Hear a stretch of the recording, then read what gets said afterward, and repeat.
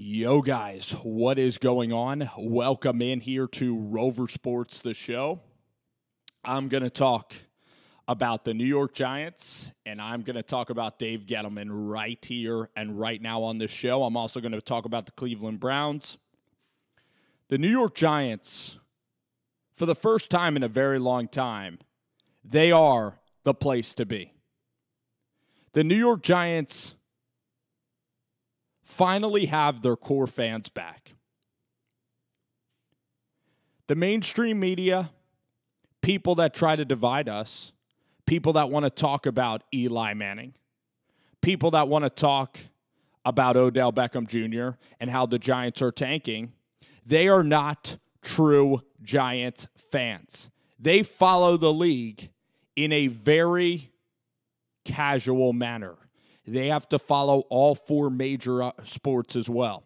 Colin Cowherd might turn on the Giants game, but he didn't know that Chad Wheeler was the right tackle last year. Colin Cowherd did not understand.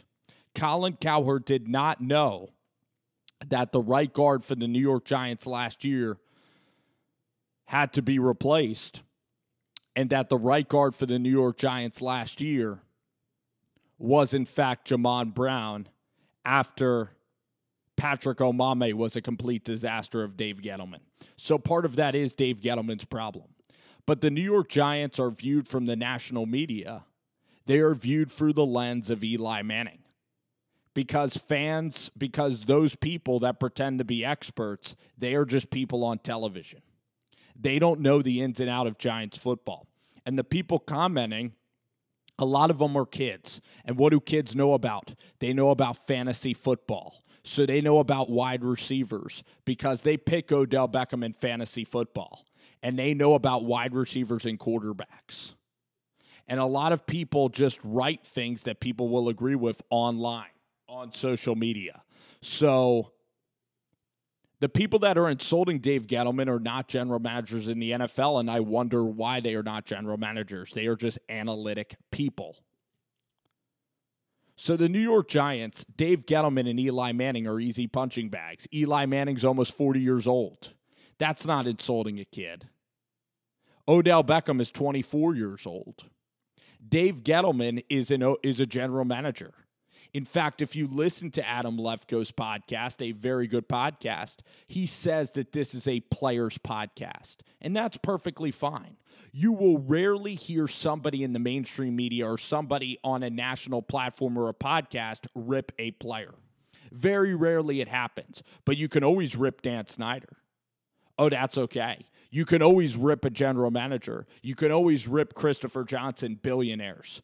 Billionaire older guys. Those are the safest people to insult. Dave Gettlemen is a perfect punching bag because he's not going to come back at you. You don't need Dave Gettlemen for your job. But if you're Colin Cowherd, if you're Fox Sports, why would you want to alienate Odell Beckham? Do you want Odell Beckham to insult you on Twitter? Do you want him to come after you? Because Odell Beckham could affect your following, just like Baker Mayfield could have affected Colin Cowherd's following. But if you insult Dave Gettlemen for the media, it does not affect their following because Dave Gettlemen has no social media presence at all. And it's perfectly acceptable to insult Dave Gettlemen, and a lot of players insult Dave Gettlemen, and it's just popular to do it. Insulting Dave Gettlemen is exactly what Steve Smith did. It's exactly what D'Angelo Williams, Greg Olsen, and all the Carolina Panthers have done before. Players don't like Dave Gettlemen because Dave Gettlemen tells it how it is. Now, Dave Gettlemen in this instance, though, today, Dave Gettlemen was a freaking liar today, and I'm going to hit that eventually. But I am just telling a lot of people, or I'm just trying to talk to you guys about my thesis why Eli Manning is being dragged. And a lot of people, Eli Manning's just a very easy guy to insult. You know, Eli Manning, Oxford, Mississippi, Archie Manning, family of royalty. Not Peyton Manning. And Eli Manning's been defending himself from the media for a very, very long time. So for, people insulting Odell Beckham, it's a lot harder to insult a guy that is such a popular young player than to insult an older quarterback that doesn't have a lot of social media presence. So that's why I think a lot of people jump and just insult the New York Giants. And also people in the mainstream media, they have to cover every single football team. You know, Joe Thomas said today on Rich Eisen's show that the Giants are not rebuilding, but they're also – the Giants are not rebuilding. And they should be rebuilding because they're not going to be competitive. Joe Thomas was never a part of a great team anyway. So that's a shot at Joe Thomas right there. Joe Thomas insulting the New York Giants. People are just hurling out insults like the New York Giants are the new New York Jets. The New York Jets would always keep on the superstar players. They just got Le'Veon Bell. We are the anti-New York Jets. Now, you guys know how I feel about Dave Gettlemen. I called Dave Gettlemen a hypocrite last season. I called him a hypocrite last season because Dave Gettlemen decided to sign Odell Beckham. And because Dave Gettlemen says this, he says these words, these are his clear-cut words. He says the locker room is important, culture is everything. He values veteran leaders, and this is Dave Gettlemen. This is pretty much the first commandment of Dave Gettlemen's Bible. He says, there are players who play professional football, and then there are professional football players. He says, I don't want a player that loves to win. I want one that hates to lose. And Odell Beckham, to me, violated both of those commandments. And that's why when Dave Gettlemen signed Odell Beckham last year to that huge contract, I'm like, this ain't Dave Gettlemen. That was a John Mara, Steve Tisch decision. And that's a hypocritical argument because it's time to go back. It's time to go back to Giants football where, again, we play for the front of the jersey and not the name on the back of the jersey. And that's why I'm so proud of the New York Giants. And all these people who live in this Madden world, who believe that teams are built via Madden, via wide receivers and quarterbacks, and that's it. They think that the Patrick Mahomes, Andy Reid tree runs throughout the NFL and that one Dwayne Haskins would have solved all the Giants' problems.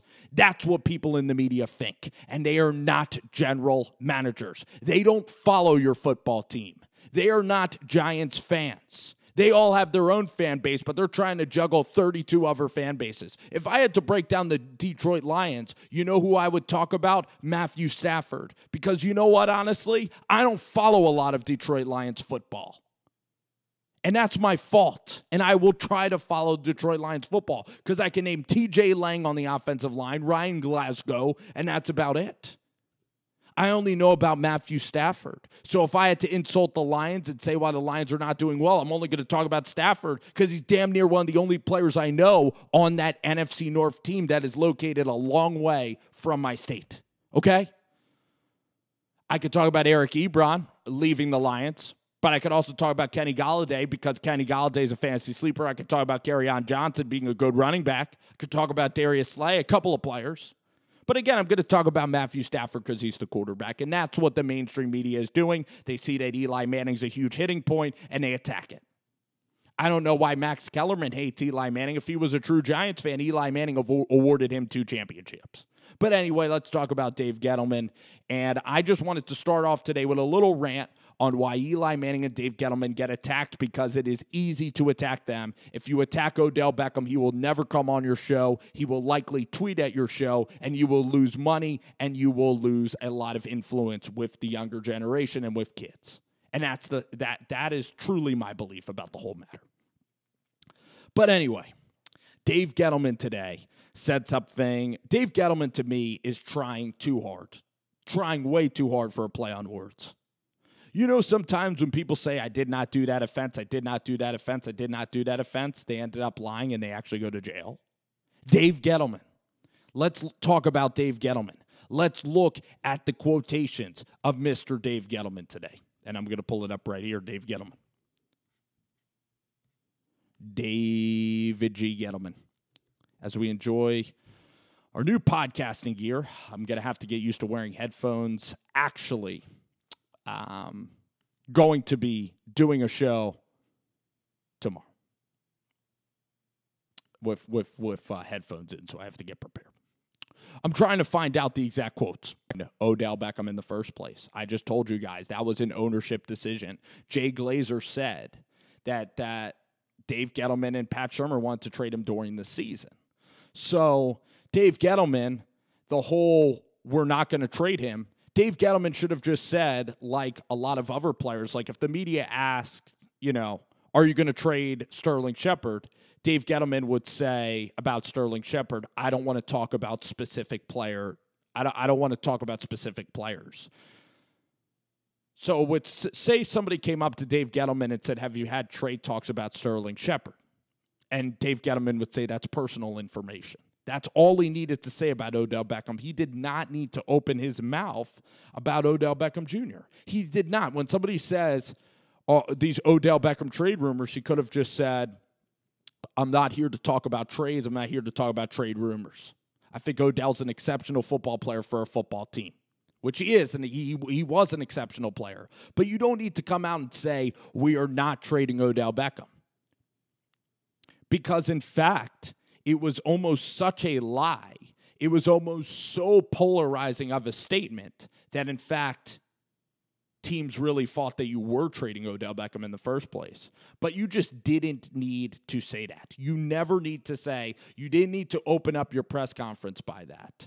It was almost too bad of a disguise. Again, just talk about Odell Beckham as if he's any other player on your roster, and you would have had no problem. But Dave Gettlemen obviously wanted to trade Beckham, so that was a clear-cut lie. Now, I know that general managers are going to lie a lot, but Dave Gettlemen was even quoted as saying that he was joking and calling Brandon Beane his buddy and saying this. And saying, hey, Brandon, you want Odell Beckham? I know you just struck out on Antonio Brown. Ha-ha. Now, if you plan on keeping a guy, are you calling Buffalo and saying that? No. Just like when he's at the Combine talking to John Dorsey, there clearly was some smoke, and clearly Dave Gettleman full of shit on that argument, a liar in that argument.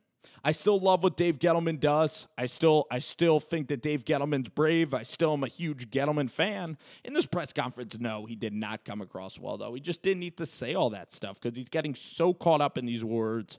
He's being so transparent through everything that he's spinning so hard. He just doesn't need to spin anymore. And that whole opening about we didn't sign Beckham to trade him and the talent argument, it was such a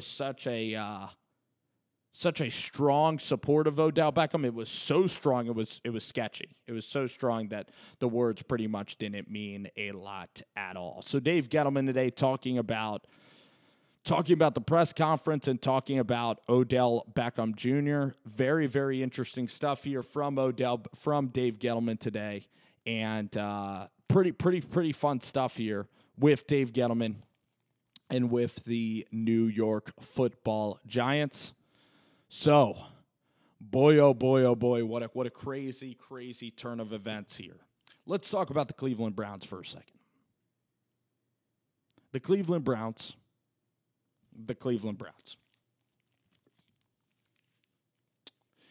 And I'll put on these headphones for this. So the Cleveland Browns, there are a lot of bandwagon Browns fans out there right now. I'll tell you that much. There are a lot of bandwagon Cleveland Brown fans that are out there. Because the Cleveland Browns used to be, kind of that team that everybody sort of pretty much laughs at, the Cleveland Browns. And last year with Baker Mayfield, it was very refreshing. The Cleveland Browns, their fan base has suffered a lot with Art Modell trading the team away to Baltimore. The quarterbacks, Ken Dorsey, Jake Delhomme, so many guys have come through there. Johnny Manziel, Tim Couch, they haven't been able to find a quarterback. They haven't been able to find a coach, Eric Mangini. All these other guys that have come through there. Mangini, Hugh Jackson.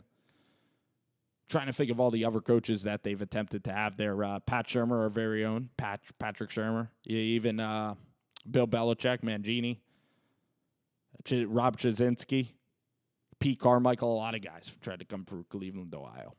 But now Cleveland, Ohio is the ultimate bandwagon capital of the world with Odell Beckham Jr. Now I feel bad for real Browns fans because when the Browns win, they're going to get so many fans. So you won't even know who's a real Browns fan, who did the suffering or not. You won't be able to tell who the real Browns fans are because everybody's jumping on that team right now with Odell Beckham, with Jarvis Landry.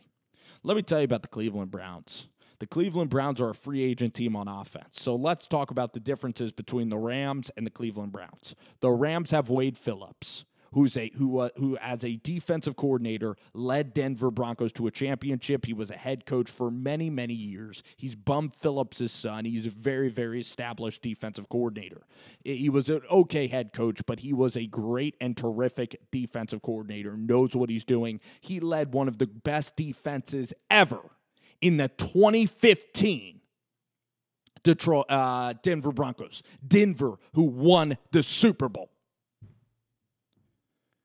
The Cleveland Browns have Steve Wilks. Steve Wilks, one of the worst coaches in NFL history. He got fired after 1 year. He is the defensive coordinator. You also have a running backs coach, Freddie Kitchens. He might be a good coach, but it's his first year. Your wide receiver room.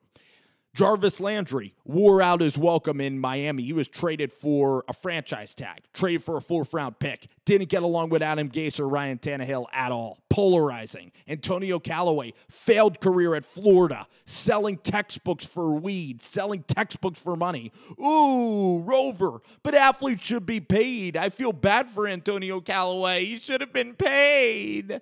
Athletes should be paid. And listen, he's just smoking pot. I smoke pot too. I'm stressed out. It's beside the point. That's not the argument. The argument is that at Florida, he couldn't even play. He was getting suspended every day, a single game. That's why he slipped to the 3rd round of the draft. Kareem Hunt. You're putting all these guys together. Baker Mayfield. Listen, Baker Mayfield, Jarvis Landry. I don't think these are terrible guys. It's just a lot of personalities. That's what I'm saying. A lot of personalities on the offensive side of the ball, and you have Steve Wilks on defense. You lose Julius Peppers. You lose Kevin Zeitler, putting in a guard from Nevada, Austin Corbett, who's never played a down, who's undersized at the guard position anyway. Will Hernandez is better. Was better. You're putting all these free agent pieces together. You think that Freddie Kitchens, how about fine? Remember I talked about insulting owners? How about the Haslam family? We could insult them, right? They are impulsive. Flying V. Pilot. Haslam family. Run Tennessee. John Curry. Butch Jones. Lane Kiffin fiasco. Butch Jones, Tennessee Athletics. Ever since Fulmer, it's been the Haslam family. You could talk to any Tennessee fan, ask them about the Haslam family. John Dorsey's out of Kansas City. He bounces around everywhere. Big ego. Big ego. Doesn't know how to run a cap, doesn't know how to run a situation. Let's look at how the Rams were good. The Rams had Wade Phillips. The Rams acquired cornerbacks, older veterans. Talib was a veteran, and he's won before. Marcus Peters, yes, he got kicked out of Washington. Yes, he had moments in Kansas City that cost his team, but he was a very talented player, and he plays the cornerback position where you are allowed to be cocky and where actually it's better to be cocky because you're out there on the island, just like Jalen Ramsey. You're on the island. Defensively, you're supposed to be an alpha. You're supposed to be cocky. You're supposed to actually have that edge, that swagger and toughness. Offensively, you need to work within a system. You need to work within a system. You need to set pick routes for your receivers. You shouldn't care how the ball is moved up the field as long as it's moved up the field. When have we ever seen wide receivers get together and make things happen? When? Maybe the Raiders back in 2002. I can't tell you when. The teams that usually win are the elite head coaches. Is Freddie Kitchens going to be an elite head coach overnight? Is Steve Wilks suddenly a can't-miss defensive coordinator? Now, I know it helps having Tom Botkin. And maybe Freddie Kitchens will be successful, but does Freddie Kitchens know how to run an NFL team? He's never even been a college head coach for a day. And we're just crowning the Cleveland Browns over Mike Tomlin, who's been there a while, over John Harbaugh. Now, I know the AFC North isn't exactly the best division. The Steelers are kind of losing a lot of players. Their locker room was completely messed up. The Ravens are signing older players like Mark Ingram and Earl Thomas. Maybe Earl Thomas will be good past 30. Lamar Jackson, can he throw? Can he throw consistently? We will see. But the fact is, I'm telling you guys, the Cleveland Browns, they have a lot of work to do. And I know that in the offseason it's time to brag. I know it's time to brag in the offseason. But if you're bragging right now and your team doesn't do all that well, we can go back to the clips. It'll even make you look even crazier, even dumber. Even dumber. In your opinion, that is. Not that you're a dumb person, but your opinion just didn't work out. It makes you even look worse. Cleveland Browns. Cleveland Browns. Crowning them right now, and everybody's counting out the New York Giants. Everybody's counting out the Giants. Everybody's left. Everybody says they're rebuilding. They just love Eli Manning, and everybody's saying that the Giants are an embarrassment. Watch us. When the Giants make the playoffs, I don't want fans saying, oh, I'm going to the Giants game. I love the New York Giants. If the Giants make the playoffs, you shouldn't even watch if you said that you're done with this team, if you said you're a Cleveland Browns fan. I have a better feeling that Giants football playoffs will be played than a Cleveland Browns playoff game this year. I'll say that right here, and I'll say that right now. Golden Tate, we're going to move the football. Marcus Golden, Julius Peppers, the hometown kid. High-quality characters in this locker room. This locker room's tight. This locker room's good. I love this football team. Now, Dave Gettlemen today, he did sound like a buffoon on the Odell Beckham thing. I can't defend him. Eli Manning, he thinks he played great in the second half of the year. Eli Manning played Washington. That was absolutely injured. Tampa Bay. We got to see Eli do it versus the elite teams. But clearly the Giants offense quit in a couple of games. They quit against New Orleans. They quit against Washington. New York Giants quit against those Eagles. Horrible body language, not trusting the quarterback, not trusting the process of Pat Shermer. So that's where we stand right now, guys. That's where we stand. On Odell, on the Cleveland Browns, and on Dave Gettleman's press conference. I love what Gettleman's doing. Yes, he lied to the press, but yes, he's a general manager. He can't just say, oh, yeah, we're actively shopping Odell Beckham. He can't say Odell's not talented. That's not classy. So in a lot of ways, he was in a lose-lose situation. Lose-lose situation. Doing a show tomorrow. Have headphones again. Kind of the same format, same little job. Maybe I'll go back to actually having the old microphone and the old setup. But I appreciate doing this right here, doing this right now on a late night. It is fun. Fun talking to you guys. Fun talking about the New York Giants as always. Johnny Manziel, congratulations to the young man. Johnny Manziel going to Memphis, Tennessee.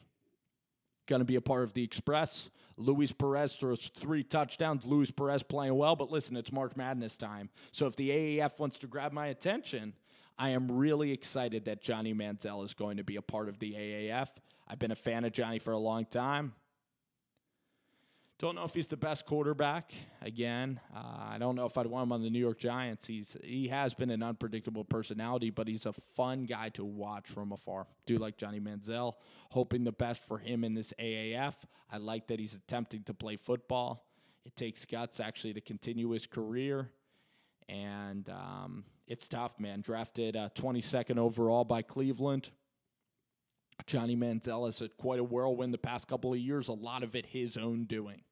So Johnny Manziel now a part of the AAF, and it'll make the AAF a lot more entertaining to watch because Johnny Manziel, we'll see if he can make it back to the NFL or not. Anyway, I want to thank you guys for listening to this podcast. I want to thank you guys for listening to this show. The people that have listened to the show and people that watch, I really appreciate. Even if you don't like it, it means a heck of a lot. Every single one of you guys that listen, that watches the content, it inspires me to keep making it. I hope I can make your day even 1% even more enjoyable because that's what it's all about. We're all just trying to get 1% better and have 1% more enjoyable days in this life. So I really appreciate everybody listening to the show tonight. Talking about Cleveland Browns, talking about the New York Giants, throwing a lot of stuff out there. Also a little theory on why Eli Manning and Dave Gettlemen are such punching bags. A lot of people just want to insult the general manager. It's very easy to insult the general manager. Very easy to do. Very easy to insult owners and billionaires as well. There you go. There you go. Thank you guys for watching. Have a great rest of, now it's Tuesday.